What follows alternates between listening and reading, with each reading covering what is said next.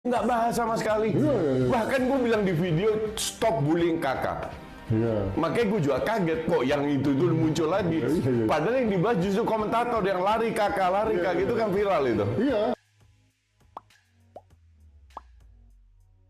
Yang bikin gue gedek itu si kakak yang cetak gol.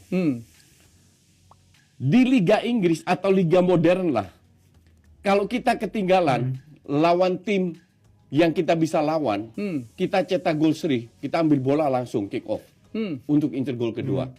Kecuali lawan kita jauh lebih bagus, kita tim kecil, kita ulur waktu, ya kan? Kita ulur waktu biar skor seri. Kita ini bisa ngelawan Panama. Peluang untuk dapat 3 poin itu lawan Panama. Si kakak cetak gol joget-joget dong. Wah, gue bener-bener gedeg banget. Itu gue curahkan kegedakan gue di DPI, di IG gue, di Twitter. Bahwa lu buat apa joget-joget gitu loh. Buat TikTok, tim lu itu belum unggul. Beda kalau tim lu unggul. Ini masih seri. Harusnya lu ambil bola langsung kick off. Kenapa? Karena lawannya sepadan. Dan kita butuh 3 poin. Peluang kita untuk cari gol itu di sini. 3 poin lawan Panama. Lawan Maroko jauh lebih berat. Karena mereka lebih bagus. Gue akan backup kakak. Dengan cara maksudnya backup? Dengan cara kalau kakak dibully di sosmed, akan gue backup. Di akun yang ada atau enggak. Karena tuh dengar guys, sekali cukup.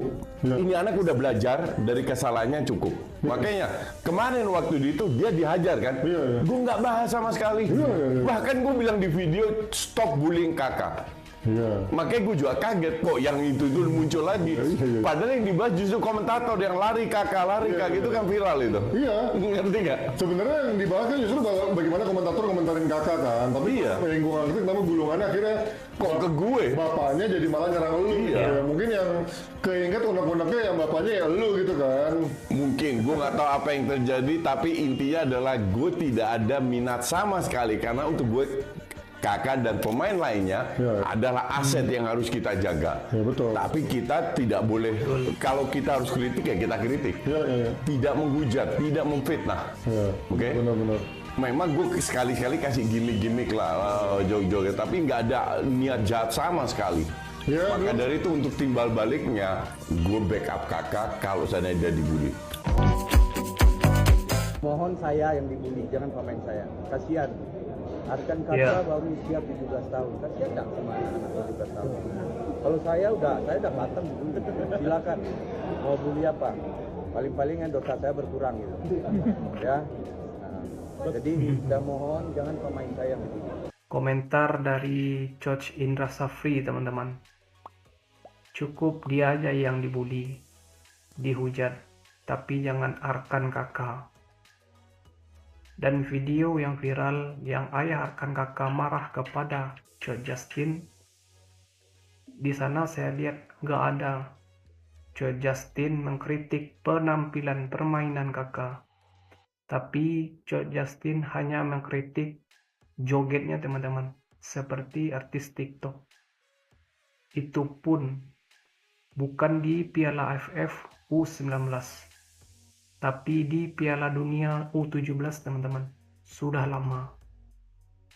Mungkin karena penampilan kakak menurun dan ditambah komentar ayah kakak seperti itu, beritanya naik lagi teman-teman. Dan netizen menghujat lagi. Jadi untuk teman-teman, stop. Sudah cukup untuk menghujat kakak.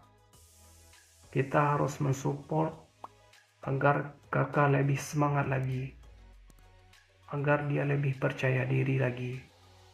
Semangat kakak.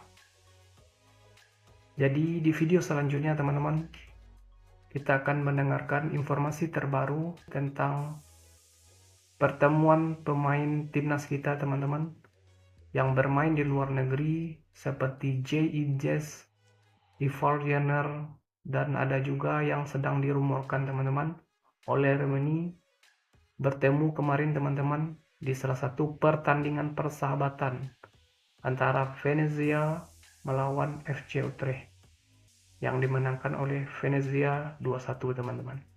dan berita tentang Piala AFF.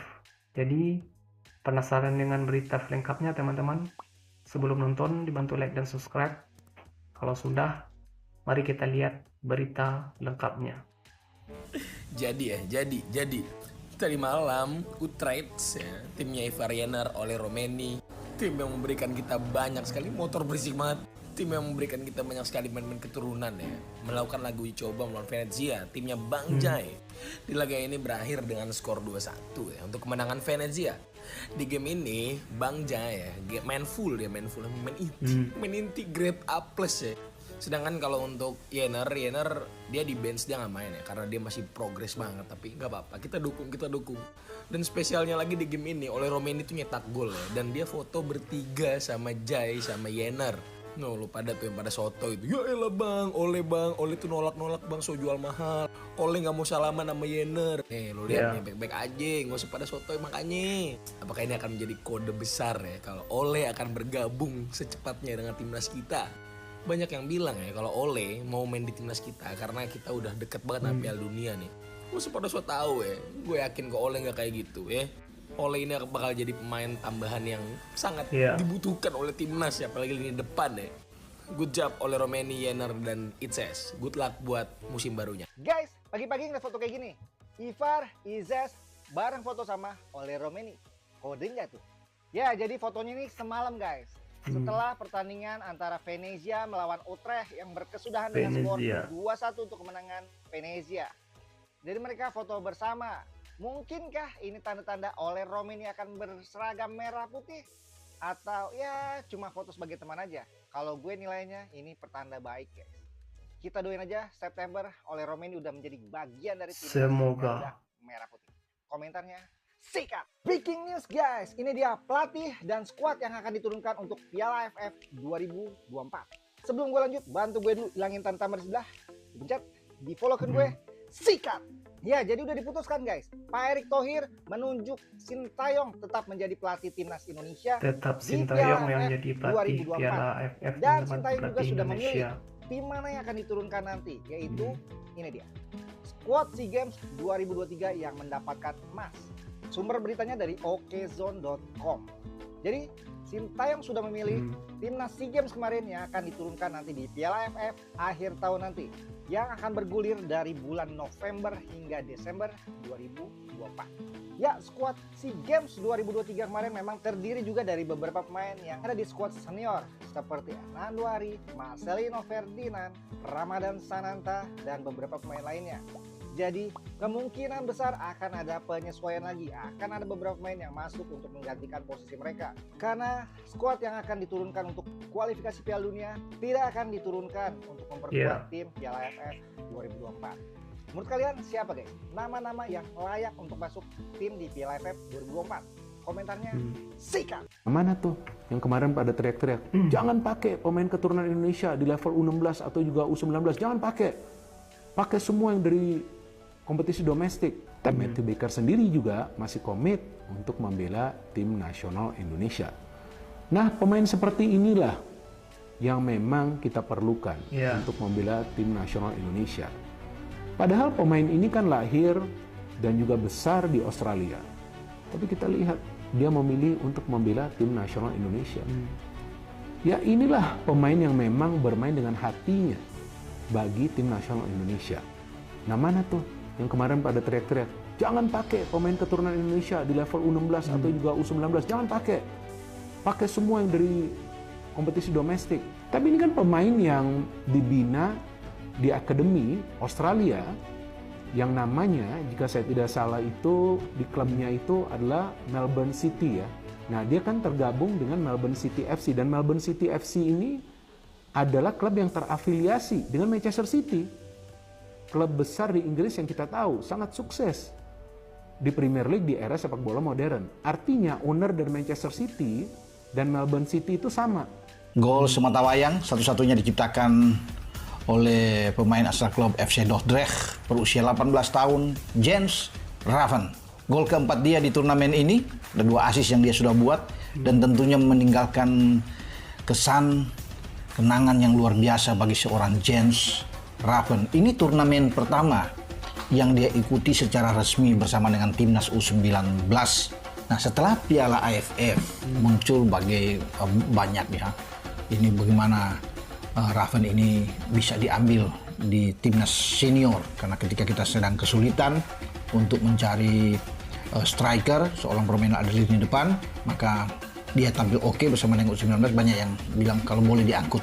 Dia mungkin senang kalau dipanggil, tapi ini step by step. Dia bisa menunggu.